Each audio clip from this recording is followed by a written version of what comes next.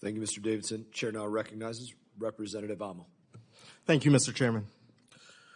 Mr. Chairman, it's ironic that this hearing is called the USAID betrayal because Donald Trump betrayed USAID.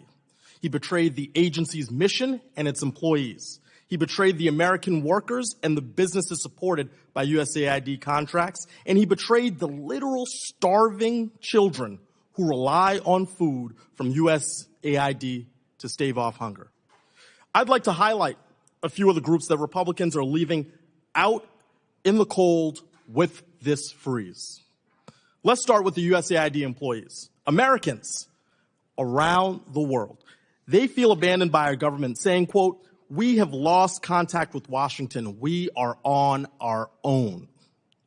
Some USAID employees, again Americans, have been forced to flee the country where they worked after protests over frozen aid turned violent. What does it say about us when we turn our backs on our own citizens, these global helpers who are just doing their job? But the betrayal extends to every American worker who relies on USAID, including American farmers, manufacturers, and universities. In my home state, the University of Rhode Island works with USAID to improve aquatic food systems and fight food insecurity. Right now, the university is unable to access nearly $300,000 they are owed. Let me repeat, universities are being stiffed for work they have already completed. And that was before the funding freeze. What kind of government refuses to pay its debts? Might be a government led by a multi-time bankrupt billionaires, I suppose. But of all the people affected, the worst impact of this betrayal fall on those who rely on USAID for food and medical care. People are already dying because of the aid freeze. As you heard earlier, yesterday we learned that a 70-year-old woman in Thailand died because the aid freeze cut off her oxygen supply and her access to care. Whether from lack of medical attention or from starvation, more people will die because of Trump's decision, and my colleagues on the other side having a collective silence. It's mind-boggling. This food aid was funded. Some of it was already purchased. It is ready to feed starving people.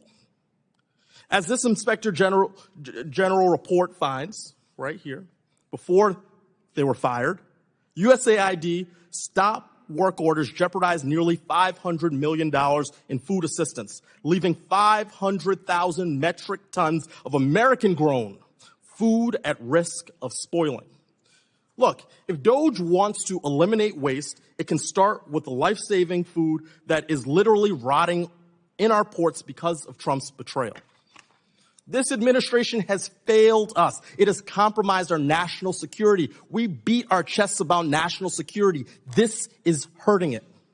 Adversaries like China and Russia are salivating at our retreat. They are reaching out to our allies and partners to undermine our work across the world. Republicans are abandoning global health work. That's an insane decision after a global health pandemic that we've recently experienced. Right now, there's a deadly Ebola outbreak in Uganda where more than a dozen Americans are exposed to this fatal virus. But where's the United States? Nowhere to be found. Look, I worked on President Obama's response to Ebola domestically and President Biden's response to COVID when I worked at the White House in 2 stints. And the number one lesson from the pandemic playbook is that we must contain the virus before it kills more people and makes its way to the United States. It is in our best interests to get involved. So I know I'm running short on time, but former Administrator Natsios, if you could answer quickly, do any of the betrayals that I have explained here today make America safer or promote America's values abroad? I do believe that a robust foreign aid program, properly managed, is in our national interest. I wrote an article for Foreign Affairs that came out 2 weeks ago, February 7th, with a realist policy, not a liberal internationalist policy, on how we should run our aid program during this period of great power rivalry. The basic argument is that humanitarian assistance and health should be based on need only. All the rest of it should be based on the following standards. One is there are 14 choke points in the high seas that control the food supply of the world. We should have aid missions in these countries. We do in Egypt. It's not just because Israel is security is connected to Egypt. It's because the Suez Canal is there. Morocco, they're not going to change the geography of the Gibraltar Straits. AID had a mission in Panama, and we left because it's a middle-income country. We should not have left, in my view. There should be a permanent mission in Panama because the Panama Canal is not going to go away. When we left, guess who moved in? The Chinese do. And who is upset with this now? Properly so, is the president. We should have had a large aid mission permanently in Panama. I went down there with my university, and they all wanted it. They didn't want us to leave. So I think we need to place our missions more strategically.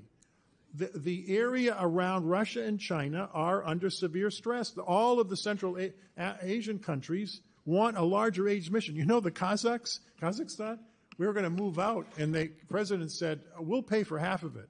I said, what? It's an aid program. He said, we don't want you to leave, Mr. Natsios. We want aid here. We want the United States here.